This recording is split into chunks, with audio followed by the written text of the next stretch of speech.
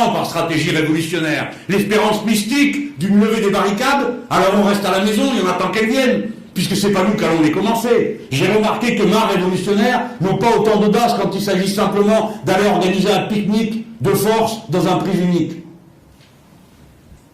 Qu'est-ce qu'une stratégie révolutionnaire? Celle qui permet la révolution. Qu'est-ce que la révolution? Le changement dans l'ordre juridique, politique, économique. La Constituante permet tout ça. Et c'est l'affirmation de la souveraineté du peuple sur lui-même, sur son territoire. Voilà pourquoi la Constituante est le cœur d'une stratégie. Le mot d'ordre de la 6ème République n'est pas un gadget communicationnel. C'est le coin que nous enfonçons pour faire effondrer le système. Parce que des milliers de gens raisonnables trouveront raisonnable de décider de quoi on a le droit de décider. Ils trouvent ça raisonnable et c'est normal parce que c'est raisonnable. Et ça rapporte à ce que je disais tout à l'heure. Le premier point de la souveraineté, c'est la souveraineté sur les membres du groupe et sur le territoire qu'on occupe. Voilà. J'ai fait le tour. On va essayer de décrypter tout ça. On part d'une théorie du mouvement de l'histoire et on aboutit sur une stratégie. Naturellement, la stratégie révolutionnaire comporterait la nécessité de la description de la place de beaucoup d'autres contributeurs. Par exemple, quelle est la place des partis, quelle est la place des syndicats, du mouvement social, puisque d'une manière assez classique, souvent on oppose ces différents intervenants, qui dans mon esprit correspondent à des degrés de température sociale et politique, et qui sont donc tenus par une même cause commune. J'en parle d'autant plus tranquillement, ça enlèvera, que j'ai été exclu pour ça du trotskisme. On a dit de moi, Santerre, c'était mon nom, mélange tout, le mouvement, le syndicat et le parti. En effet, je mélange tout. C'est vrai. Et suivant la circonstance, je pense que l'un ou l'autre est plus efficace pour créer de la conscience. Mais au bout du compte, il s'agit de mettre en mouvement le grand nombre. Nous sommes dans un moment passionnant de l'histoire, extraordinairement dangereux, pour les raisons qui tiennent à la dégradation de l'écosystème. Comme vous le savez, les choses vont très vite, bien plus vite que le rythme des discussions. Mais aussi pour des raisons politiques. Les sociétés comme les nôtres sont fracassées par la dissociété. Jacques Généreux a eu une expression extraordinaire pour décrire la dynamique interne de ces sociétés. C'est-à-dire qu'au lieu de fabriquer du lien social, comme toutes les sociétés de tous les autres âges de l'humanité, celle-ci, du fait du mode particulier qu'a revêtu le capitalisme financier transnational, provoque de la dissociété. C'est-à-dire, en même temps qu'il accumule les êtres au même endroit, fabrique entre eux des relations qui les séparent les uns des autres. Ce moment établit une contradiction épouvantable entre la richesse accumulée et les moyens mis à la disposition du grand nombre. Des sociétés comme les nôtres, en particulier chargées d'histoire, de l'histoire républicaine, ne peuvent pas supporter le néolibéralisme jusqu'au bout. Elles ne le peuvent pas. Cela ne se produira pas. Auparavant, il faudra un collapse. Soit une dictature, soit une guerre, soit une autre catastrophe pour l'imposer de force. La culture cumulative des Français, quand bien même sont-ils tous des râleurs, quand bien même comportent-ils un nombre considérable de racistes et d'imbéciles, ce qui est souvent la même chose. De toute façon, il y a un fond commun qui fait que nous sommes le seul peuple qui dit, pour reprocher à quelqu'un ce qu'il est en train de faire, « Ah, mais si tout le monde faisait comme vous, où est-ce qu'on irait ?» Ce qui veut dire en creux que ce qui est bien, c'est ce que tout le monde peut faire, et ce qui est mal, c'est ce que certains seulement peuvent faire. Que voulez-vous, c'est une culture populaire. Je donne cet exemple, je pourrais en donner dans d'autres sociétés. Mais je le crois important pour bien comprendre pourquoi notre société va aller au point qu'ils s'en aillent tous, et elle s'en approche. Évidemment, l'ordre dominant, l'ordre médiatique et la deuxième peau du système tendent continuellement à faire croire que les choses vont, et que ça va s'arranger, que ça va se faire, et que c'est en train de se faire. On aperçoit à la fin de la crise, depuis tantôt 40 ans, le bout du tunnel, ça s'est appelé, et maintenant c'est l'inversion de la courbe qui se renverse, ou je ne sais plus quoi. Enfin, ça n'a pas une grande importance, de toute façon ça ne se produit pas. Bien.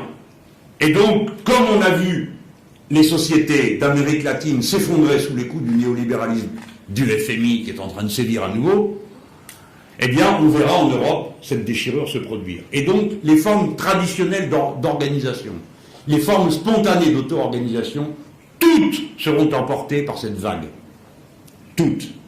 Toutes celles qui, si peu que ce soit, touchent à la conservation du système seront emportés. C'est pourquoi le moment qui vient est intéressant, parce que c'est celui qui va voir émerger les formes d'auto-gouvernement, de souveraineté particulière, que nous appelons, nous, le mouvement citoyen.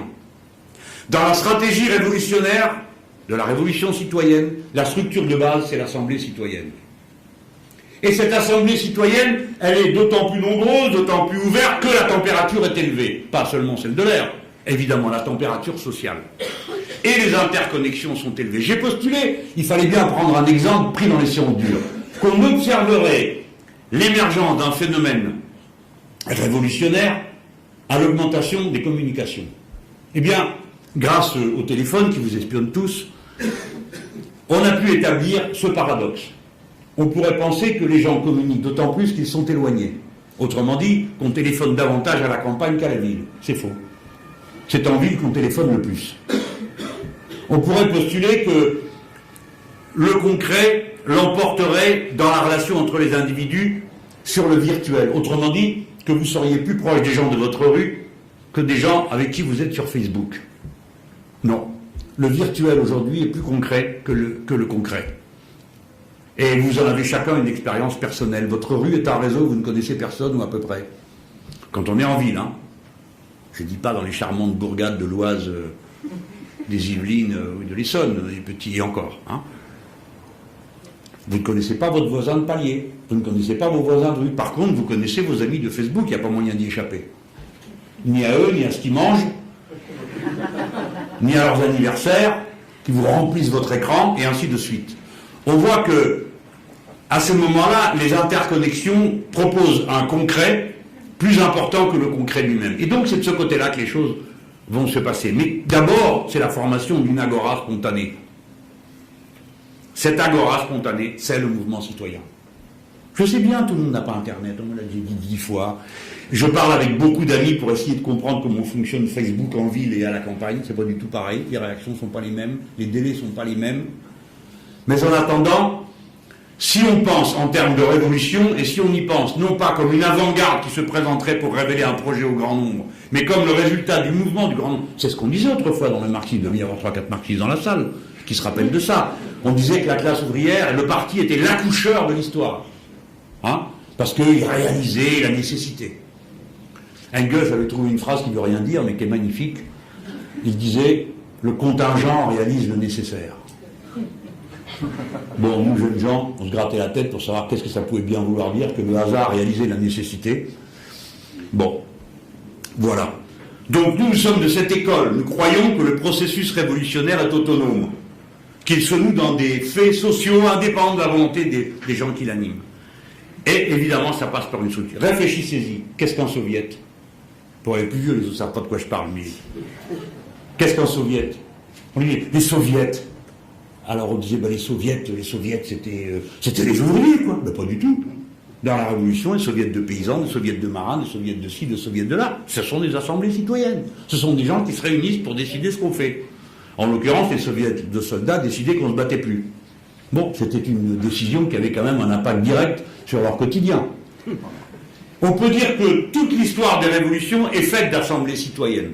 Je demande à chacun de ceux qui peuvent m'apporter des contributions sur ce thème de me les fournir, aussi bien dans l'histoire, je ne le fais pas à cet instant, mais j'ai été chercher jusque dans le Moyen-Âge. Mais dans le contemporain, j'ai demandé comment se faisaient les assemblées citoyennes en Grèce. Parce qu'on m'a dit, il y a des assemblées citoyennes. Ils ont organisé des dispensaires et tout ça. Mais comment ça s'est passé? Qui les a convoqués? C'est là qu'arrive l'événement fortuit. Avant, tout le monde allait manifester au centre-ville.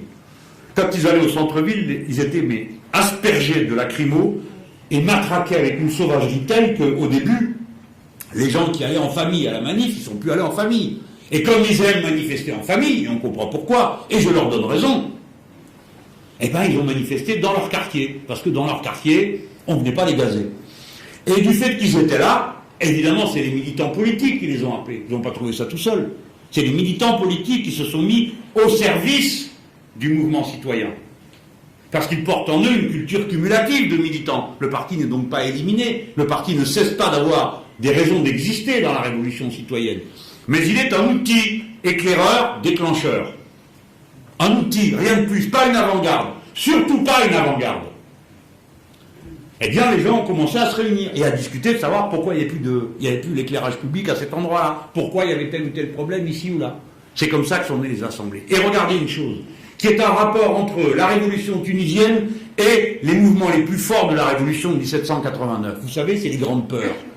Au milieu de la révolution, tout d'un coup, les gens prennent peur.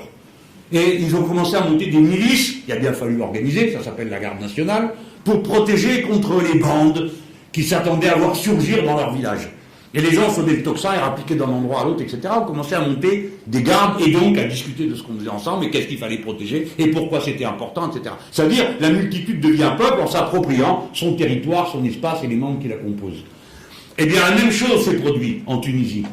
Les premières assemblées citoyennes qui montent et qui disparaissent viennent du fait que dans les quartiers, les gens ont voulu assurer la sécurité du quartier contre les pillards, etc., etc., etc.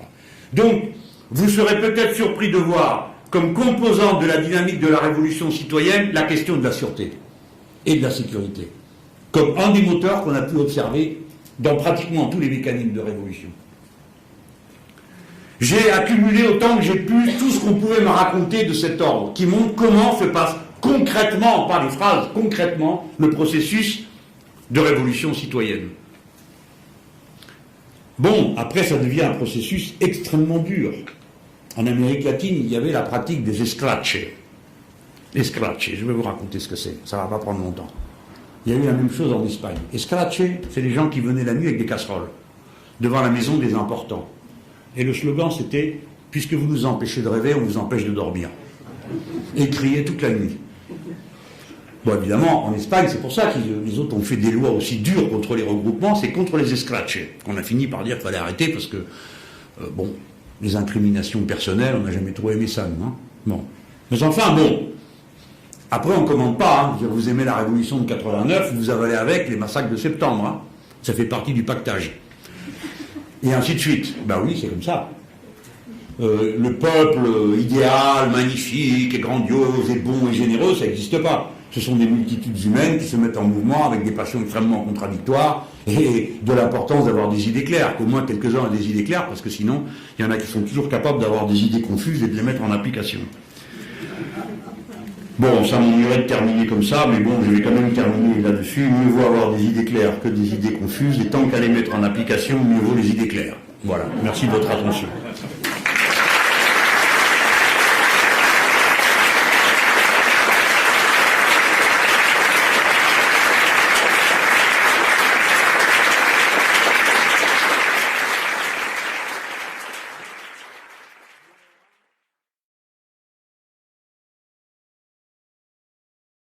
Grândola Vila Morena, terra da fraternidade, o povo é quem mais ordena dentro de ti a cidade, dentro de ti a cidade, o povo é quem mais ordena, terra da fraternidade, Grândola Vila Morena.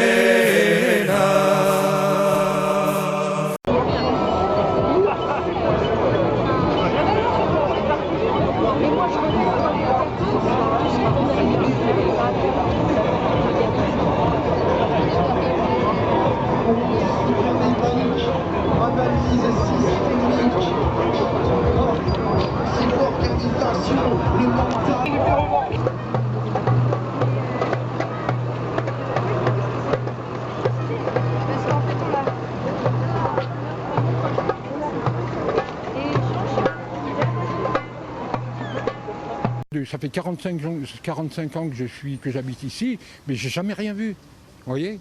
Et de mémoire d'homme de 100 ans, il n'y a jamais eu des crues comme ça. Ils se dessèchent. Là, les betteraves, elles ont une taille... bon, vous voyez, celle-là, elle est encore belle. Il y en a toute petite, vous voyez, la taille du collet, c'est tout petit. Ça, on ne peut même pas la récolter, tellement elle est petite, elle passerait au travers des... Sans eau, les semis ne prendront pas. Et c'est tout son calendrier pour l'année prochaine qui s'en trouvera bouleversé.